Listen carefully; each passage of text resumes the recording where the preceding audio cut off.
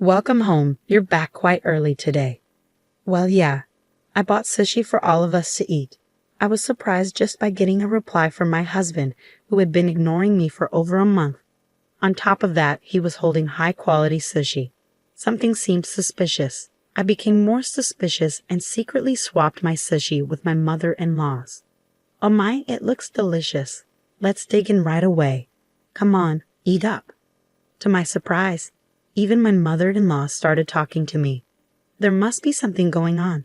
Convinced of this, I pretended to go to the kitchen to make tea, encouraging them to start eating first. Then, from behind the door, I watched their reactions. My mother-in-law, who ate the sushi, started shivering and coughing. Unbelievable words were uttered by them. My name is Susan, 29 years old. I got married to Ryan, whom I met through my father's introduction half a year ago. I grew up with my strict father who hates dishonesty and my gentle yet strong-willed mother. I am, to put it nicely, a serious person, or to put it badly, someone who can't adjust to the people around me. I have few friends, even after becoming an adult. I had no romantic experiences. My worried father introduced me to Ryan, who worked at the company where my father was a department head. My father seemed to have high expectations for Ryan. Ryan's first impression was serious and friendly. He listened intently to my father's stories and also engaged me in conversation, making the atmosphere pleasant. Apparently, Ryan had a good reputation at the company. He was trusted by his superiors and got along well with his colleagues because of his friendly nature. At a drinking party, when my father mentioned he had a daughter, Ryan asked to be introduced, and my father was more than happy to oblige. My father seemed a bit excited, thinking that spring had finally come for his daughter in her late 20s. It was the first time I saw my usually serious and strict father so excited. He must have been worried about my future. I wanted to live up to my father's expectations. I had never met a man who talked to me at my own pace like Ryan. As we talked, I became more and more attracted to him, and after a few dinners together, we started dating. During our relationship, I visited Ryan's family home and met his mother several times. She, like Ryan, was friendly and considerate of my nervousness. I thought if I could marry into this family, and just when I was thinking that, Ryan proposed and we got married. I was so happy at that time, but half a year after our marriage, I couldn't help but regret it. The topic of living together came up as soon as we got married. My mother-in-law, who had lost her husband, seemed to be lonely and appealed to Ryan. At the time, I didn't doubt my mother-in-law and accepted the idea of living together immediately. However, this was the beginning of it all. As soon as we got married, my mother-in-law's attitude changed completely. It was as if her previous behavior was a lie, and she began to see me as an enemy. Susan, why can't you do anything right? Dinner is late, and there's so much food. There's no way we can eat all this. Please think a little. But yesterday you told me to make more dishes. I try my best to make them for you. What are you saying? It's my fault? No, I didn't mean that. Anyway, dinner time is at 6 p.m. Please be punctual from now on. You can't even prepare a proper meal.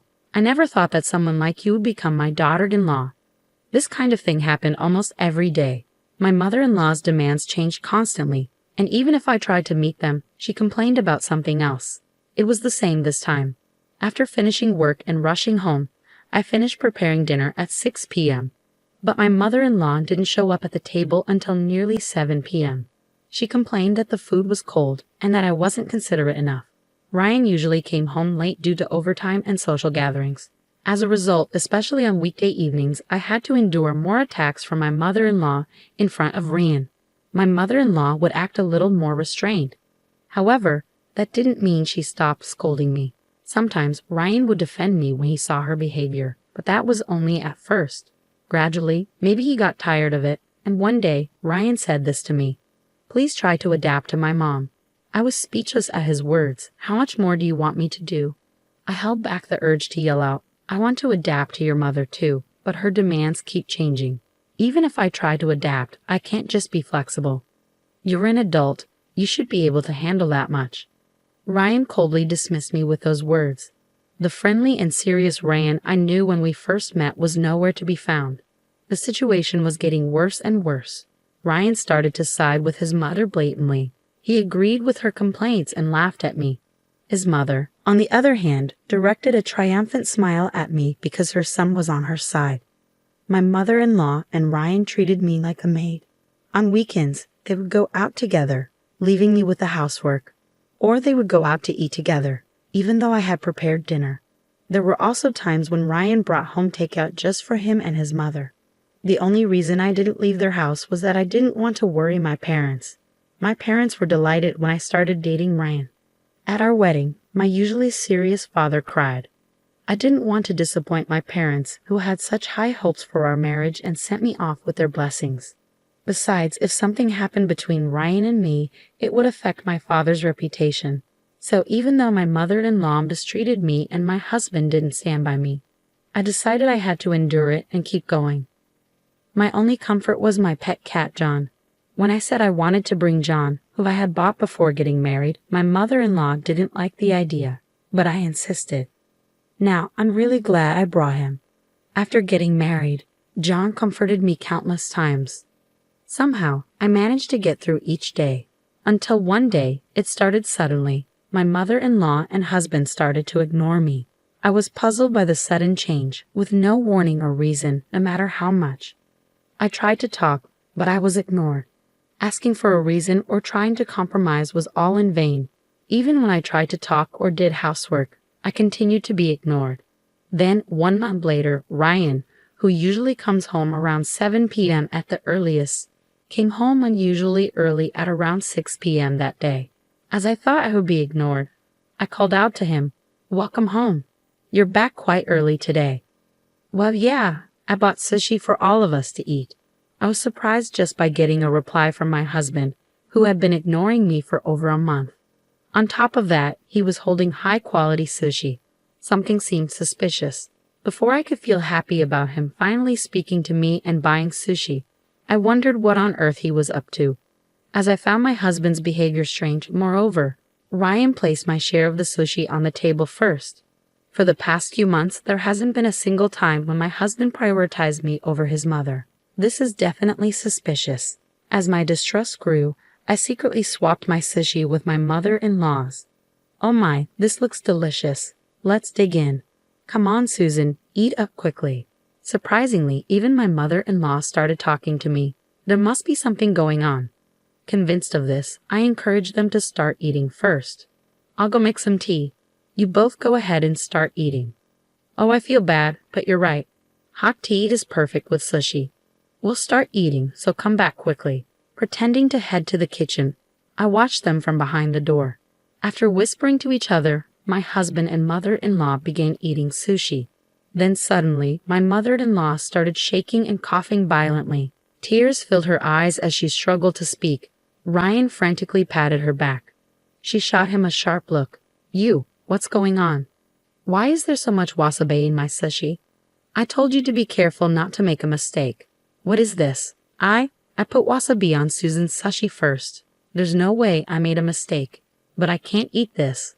I wanted to see Susan suffer from eating sushi with wasabi, but now the plan is ruined because of your mistake.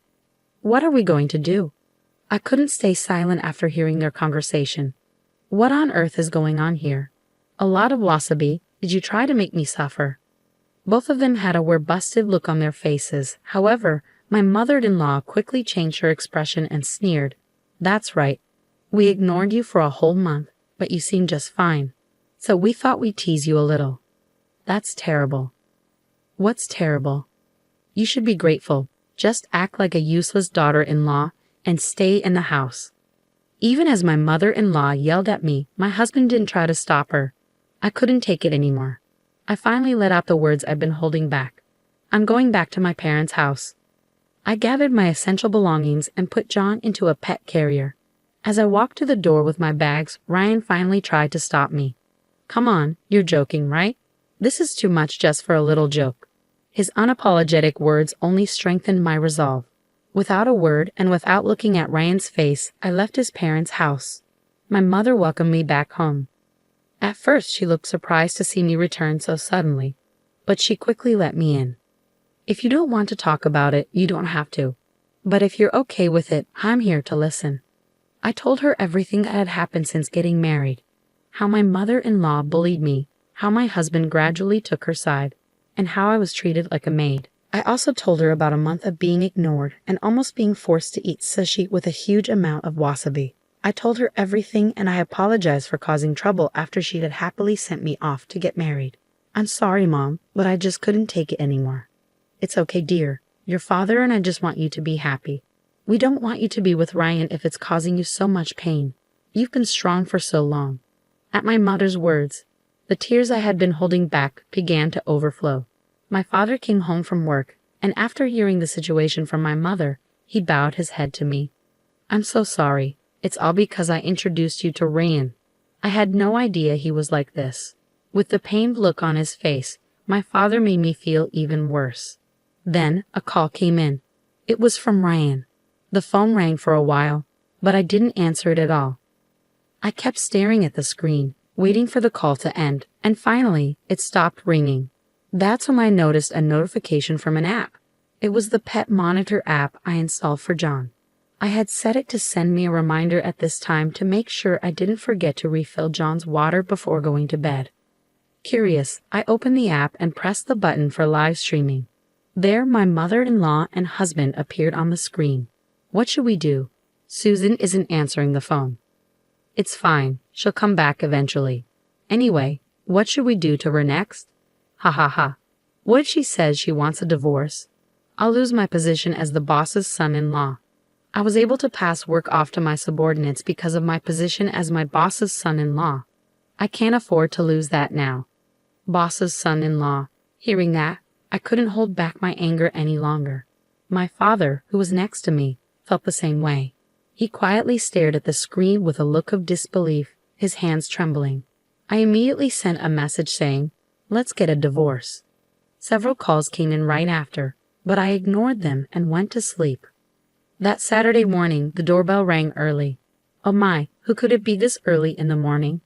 I heard my father's voice from the entrance. Following her voice, I heard the voice that had been irritating me. Please let me talk to Susan. She's misunderstanding a lot of things. It was Ryan, since I didn't answer his calls. He came all the way to my house. Not wanting to cause my mother any more trouble, I went to the front door. I sent a sharp glare at my husband and spoke coldly. What do you want, Susan? Why didn't you answer the phone? I was worried about you. Worried? You teamed up with your mother to make fun of me, ignored me for a month, and then tried to make me eat sushi with a huge amount of wasabi. At my accusation, Ryan was at a loss for words. I started to close the front door on him. I'll bring the divorce papers as soon as they're ready. I have nothing more to say to you, so please leave now. Wait, are you serious? You've never been in a relationship with anyone else, right? If we get divorced, you'll never be able to marry again. Are you okay with being alone for the rest of your life? Ryan's words only fueled my anger. I played the recording of the pet monitor footage I had saved last night. My husband Ryan was clearly upset after seeing the video. I said to him, "You don't want a divorce just to protect your own position, right? You don't even think of me as your wife. I'd rather be single than be with someone who doesn't care about me and abuses their power to oppress others." I showed a determined attitude. My mother nodded firmly at me, and then I heard my father's voice from behind. "She's right, Ryan. After seeing that video with my daughter, I asked around at the company. It seems you were using your position as my son-in-law to not only push work onto your subordinates, but also make them do unnecessary chores, acting like a king. I guess I still have a lot to learn about judging people." "Please wait, father-in-law. This is not what it looks like. It's my mother. Yes, it's all my mother's orders. She told me to harass Susan and use my position as your son-in-law to push work onto others." "So you really were pushing work onto others?" I was not only angry but also appalled that Ryan was trying to blame his mother for everything and exposing his own wrongdoings. Ryan looked at me with pleading eyes, but I exaggeratedly turned my head away. At that moment, I heard another annoying voice. "Ryan, I came to help you." It seemed that my mother-in-law had come to help Ryan, but by that time, Ryan had already betrayed his mother. He pointed at her and said, "It's all her doing." My mother-in-law looked confused. "What do you mean, Ryan? I came here to be on your side. Are you trying to make me the bad guy?" "You are the bad guy. It's all your fault, Mom. If you hadn't harassed Susan, none of this would have happened. We wouldn't be talking about divorce. And I wouldn't be worried about losing my position. Don't blame me. It's all your fault for trying to get rid of me. Both of them kept blaming each other, and my father my mother, and I had no choice but to watch in astonishment. Their argument didn't seem to end anytime soon. My father, tired of it all, finally spoke up. "You two can argue about this at home. I'm disappointed to find out that you, Ryan, are such a despicable person. There was talk of promoting you, but I'm going to cancel that." Ryan looked at my father with desperate eyes, but my father didn't change his attitude. And then, our divorce was officially decided on the spot. We printed the divorce papers at home and signed them right away. Ryan's misdeeds at work and his divorce from me, the boss's daughter, became well known, and he felt so uncomfortable that he offered to resign. He's been trying to find a new job. But the rumors have spread to other companies in the same industry, and he hasn't been hired. He's trying to switch to a different industry, but it's not going well. After fighting with his mother over this incident, Ryan left his parents' home and started living alone. But he has no money and is living in a shabby apartment. He's doing day labor jobs to get by, barely making it through each day. His mother, who used to dote on him, is now living alone and feeling lonely. The neighbors found out about her mistreatment of her daughter-in-law, and she's living a life without conversation, receiving cold stares. I'm living with my parents again, just the three of us now. That's a burden for my ex-mother-in-law, and Ryan is gone. I can focus on my work better than ever before, and I've been given bigger responsibilities. 1 year after the divorce, I see signs of a new spring coming in my life. The person is a junior colleague with whom I successfully completed a project. Since joining the company, we've worked together many times and built a trusting relationship. Until recently, we only talked about work, but lately I've been invited to meals. The other day, he asked me out. This time, I want to build a happy family, and I believe that with him, my wish will come true.